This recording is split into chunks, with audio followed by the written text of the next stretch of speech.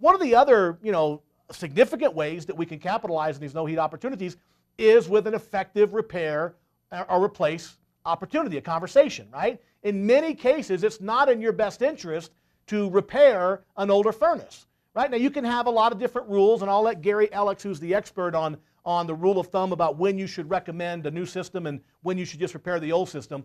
But whatever your company's standard is, there's kind of a line that's crossed at some point, whether it's due to the age of the equipment or the price of the repair or some combination thereof, that you decide, okay, this is a good replacement opportunity. It's better off for the homeowner if we don't repair this old system.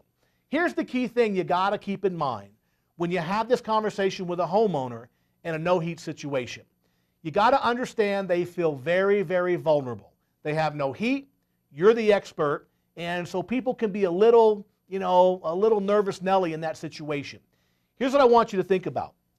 When your homeowner wakes up at 3 o'clock in the morning and there's no heat in the house, the furnace isn't working, the last thing they're thinking about is buying a new system, right? They're probably thinking, oh man, this is going to cost me $200 to get fixed, because people always underestimate how much things cost to repair to get working again, right? So they're thinking they've got some minor repair on their hands. And then you come out an hour or two later, maybe it's an emergency call or maybe it's the next morning, but you come out and it's a 15-year-old system and it's a $1,000 problem.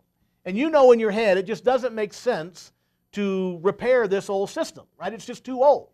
So you're thinking about, okay, how do I approach the conversation with my homeowner and introduce this, idea, this concept of a new system when the last thing they're thinking about is buying a new system? So here's one of the ways I've found that's very, very effective. Mr. and Mrs. Homeowner, the repair today to get your system up and running is going to be $1,000, but that'll get you back nice and warm and toasty just like you want to be. But let me ask you this. I know that the last thing in the world you were thinking about this morning when you got up was buying a new furnace, right? Of course it wasn't, right? You just weren't thinking about that. But let me ask you this. Do you think there's a possibility that, given the fact this system is 15 years old, that you might replace it in the next 5 years or so? When you give your homeowner a 5-year time horizon, you know what they're going to say? Yeah, right? That's a long time, right? It's like if I ask you if you're going to be driving a different car in 5 years. Yeah, maybe, it's a long time. So you get them to make room for the possibility that they might replace it in the next 5 years, keeping in mind this is not going to be threatening to them. They don't feel like you're pushy or boxing them in a corner. You're talking about 5 years. But when they can see that they'll probably replace it in 5 years, then just kind of take your true cost calculator or whatever you use and talk about the utility overpayment and future repairs that are going to go into this old system. So Mr. and Mrs. Homeowner, the next 5 years, you're going to have utility overpayment. What are you currently spending on heating your home? Maybe it's $1,000 a year. Well, we could easily save you $100, $200 a year off of that with a new high-efficient system.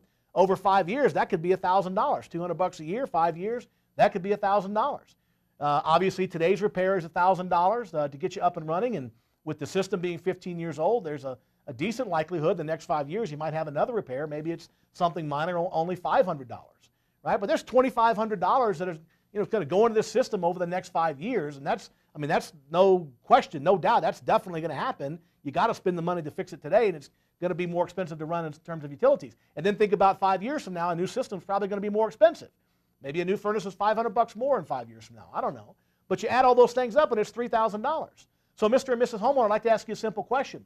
Does it make sense to take that $3,000 and put towards a new system, or should I just go ahead and start with today's repair, right? So you're not pressuring them. You're just saying, giving them all the information, all the facts, right? Does it make sense to put that $3,000 in a new system, or should I just go ahead and start today's repair? So you're getting authorization to do today's repair if that's what they want, but at least you're having the conversation about a new system. Because the last thing in the world that you want to have happen is you go ahead and do that $1,000 repair, and then a week later the blower motor goes out or something, and they get another repair, and they say, well, why didn't you just tell me I should maybe buy a new one last time, right? You end up upsetting people because we're not giving them all the information. So fix the shoulder, but don't ignore the heart attacks. Do what's right for your homeowner. Use the grandmother rule, right?